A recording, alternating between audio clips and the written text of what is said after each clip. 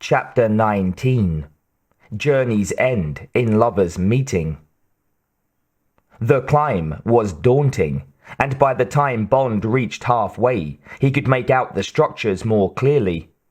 When he was some 40 feet up, he glanced down and saw Natalia making a dash up to the edge of the dish, climbing over the latticework to the ground and running into the protection of the jungle.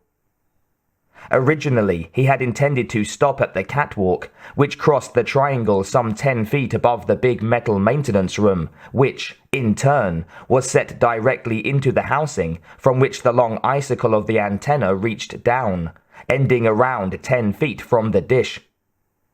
Now he saw there was another large chamber, high above, set into the very apex of the triangle. Cables and wires sprouted downwards from this room, and he began to get the whole picture of how the antenna was operated. The wires and cables leading from the top of the triangle undoubtedly had a part to play in the way the great silver finger was moved. Some went directly down through the maintenance chamber, and from there into what could only be the true mechanism for repositioning the antenna. Yet there seemed to be another set of thicker cables. These went over a series of pulleys and wheels. He was 30 feet from the top of the structure when he saw that these wires ran to the far side of the dish and supported a cable car which could be taken from dish level up to the catwalk. He cursed, wishing he had known about the cable car, for it would have cut precious minutes off his journey. From far below, he still caught the sound of occasional explosions coming from deep within the earth, beyond the dish.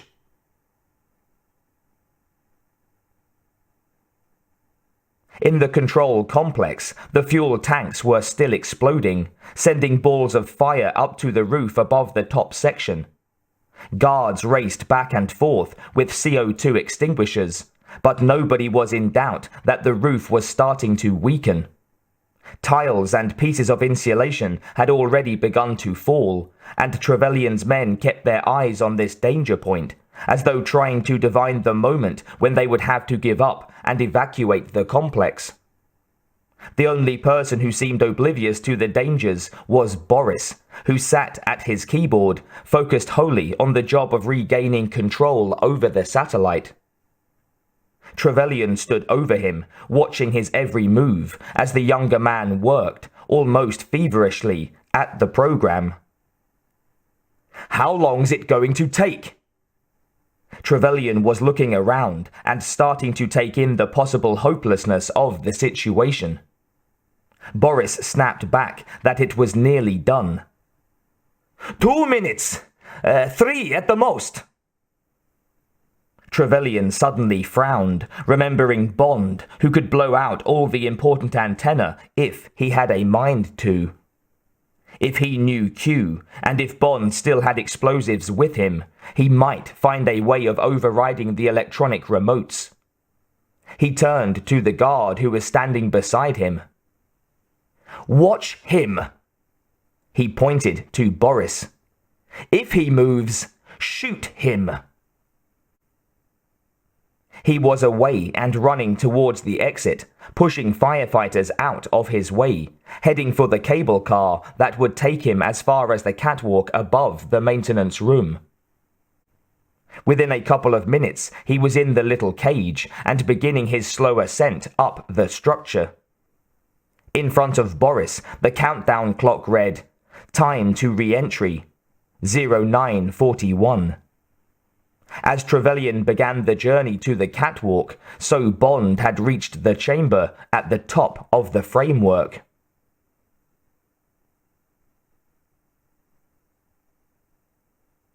It had been fashioned into a square metal room, and Bond was forced to move carefully between 2 different sets of machinery. On one side, he could see there was a series of large, cogged wheels, around which cables ran out and downwards. As he entered, the wheels began to move, the mechanism starting up. Someone was in the cable car, which meant he had little time left. Immediately beside the door was a great oblong structure which pulsed with sound. There seemed to be no way into it, but it did not take much imagination for Bond to realize that this was the generator, and probably the first stage in controlling the antenna. During the climb, he had already thought of trying to use the last of Q's mines. These were strictly remote-controlled units, but there was a way he could set them on a timer.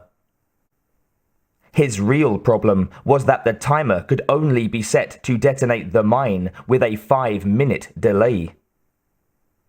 He pulled the black circular object from his pouch, together with a small screwdriver, and began to release the screws on the underside. He worked calmly. When dealing with explosives, he knew there were inherent dangers in rushing things.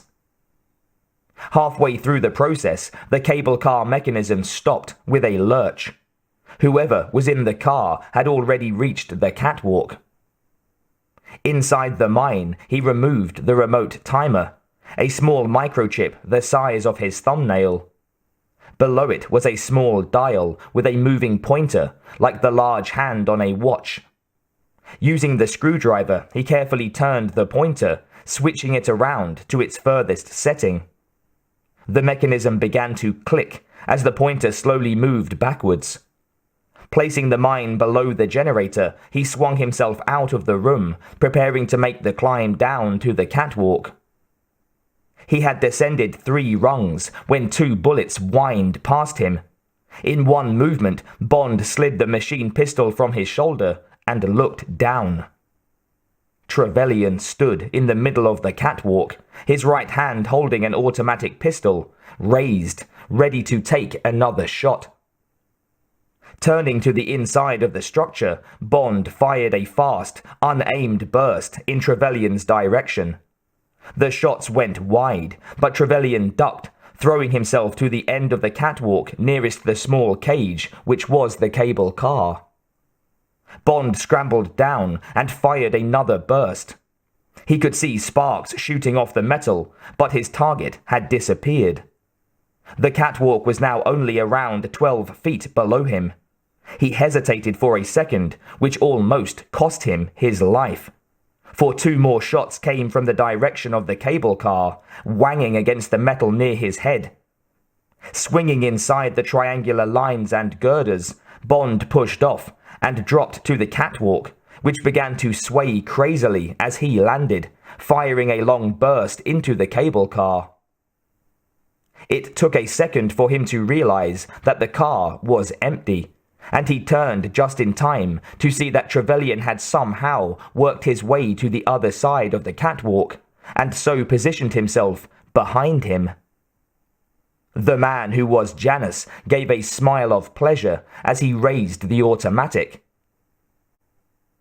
"Goodbye, James," he mouthed and squeezed the trigger.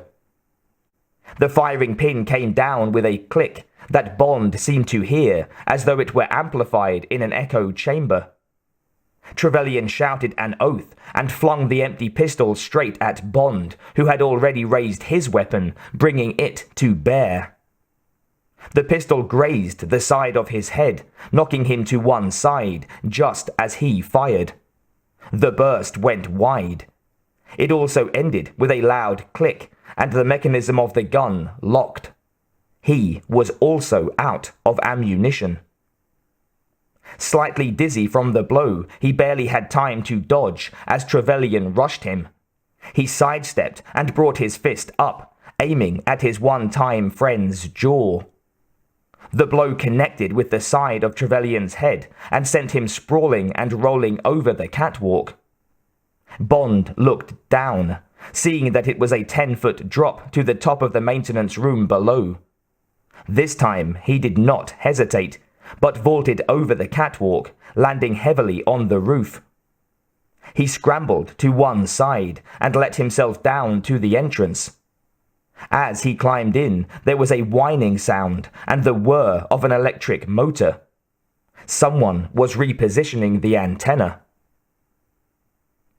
Down under the earth, Boris was making wild war whoops, almost dancing around, shouting, "I've done it! Yes, I am invincible!" as he typed the final command. Send command, abort re-entry. The countdown clock read, re-entry 07:45. Then the screen cleared and scrolled out the message. Stand by, antenna repositioning. The sound Bond heard in the maintenance room was that of the mechanism beginning to operate and reset the coordinates, swinging the long tapering spike of the antenna to the correct position to regain control of the satellite. He looked around, searching for a fuse box of some kind, but all the equipment in the maintenance chamber was sealed. A large grey metal box took up most of the space, and cables originating from the mechanism in the apex of the structure were encased in protective plastic covers.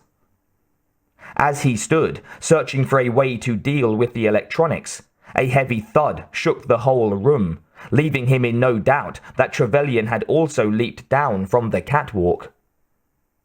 He expected the mine to detonate at any minute now, but that could fail, and he still wanted to make certain that the antenna did not aim itself correctly. Outside, he looked down and dropped, landing on the housing that he knew contained the final stage of the mechanism. There was a hatch in this great circular housing, and he was quickly inside, knowing that Trevelyan was at his heels. There was little room, for a huge wheel like that of some great clock took up the bulk of the space, but he spotted two other things immediately: a long oblong fuse box and a telescopic ladder attached to the wall and directly above a steel trap door. This, he was sure, would be the way the engineers were able to get right down to the antenna. He knew that from this point to the dish itself there were some 80 or 90 feet. As his mind raced, so he unscrewed the butterfly bolts on the fuse box, flipped it open, and began smashing the fuses out in groups of 5 and 6 at a time until they were all gone and the whir of machinery stopped. Trevelyan was close now. He could almost smell the man, just as he could smell his own fear. Leaping towards the telescopic ladder, he unclipped the safety bolts to allow it to fall. As Trevelyan appeared in the hatchway, so Bond stamped hard on the trapdoor, his hands on the bottom rung of the ladder. The trapdoor gave way, and the ladder uncoiled, ratcheting down through some 40 feet and coming to a sickening halt at its fullest extension, only a few feet above the top of the antenna. He thought his arms were about to be ripped from their sockets, but he held on grimly, the ladder swaying and creaking above him as Trevelyan's face appeared in the trap door. "Need some help getting down, James?" he shouted.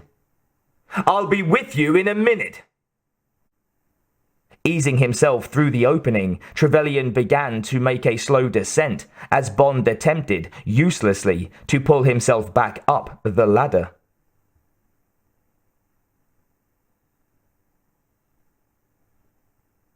Natalia moved into the jungle, following the noise she had just heard.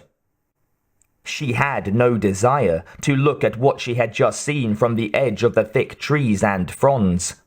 James, struggling at the end of a long swishing ladder, some 40 feet from the bottom of the dish and directly above the antenna.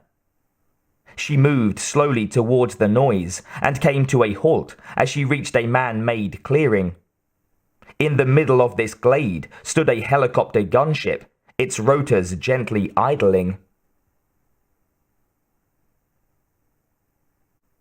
Below ground, in the control complex, Boris stared unbelieving at the screen which now read out, "Antenna malfunction."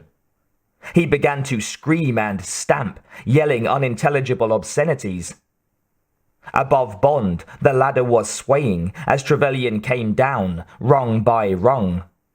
2 rungs above Bond, he took one hand from the ladder and pulled a small throat microphone from inside his shirt, speaking into it rapidly.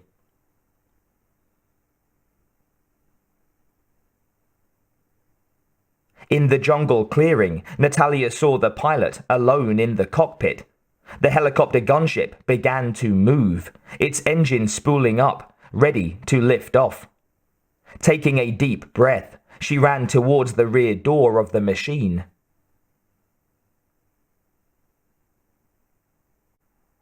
"Now, James, it's time for our last goodbye, I think."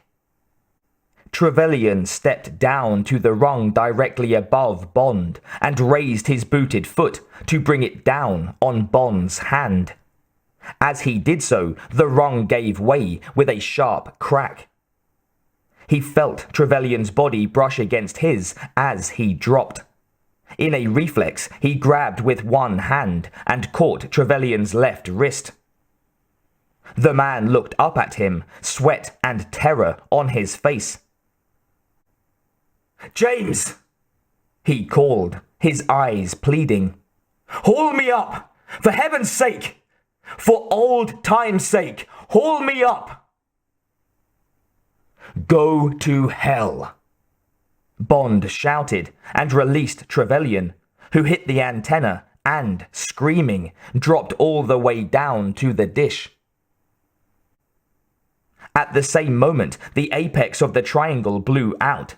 The mine had detonated, and the entire structure swayed, pieces of metal and wiring beginning to detach themselves and fall. Over the noise, Bond thought he could hear a helicopter. Hanging precariously, he saw the gunship heading straight for him, and as it hovered as near as was feasible, his eyes widened. The pilot was maneuvering the gunship closer and closer. Behind him, Natalia stood with her pistol pushed into the side of the terrified man's head. He was acting under her instructions, which, because of the skeletal edifice they were approaching, were not always practical. After a minute jiggling from side to side, he brought the craft's port landing skid to a point just in front and below where Bond hung. It was his only chance, for everything appeared to be collapsing around him.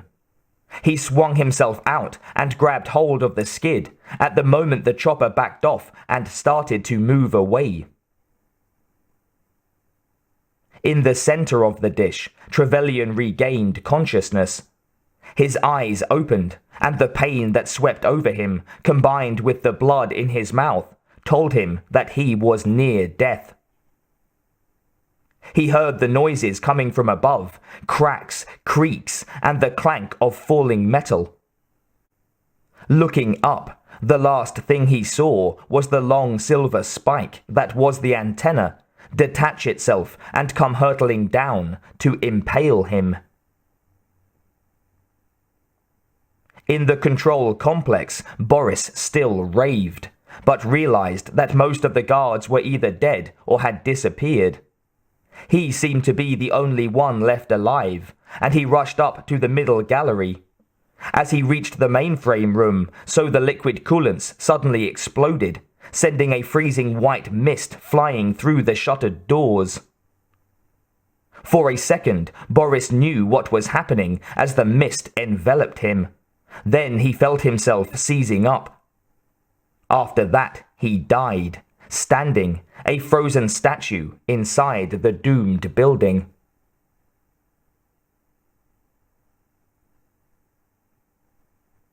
The gunship came down gently into the clearing.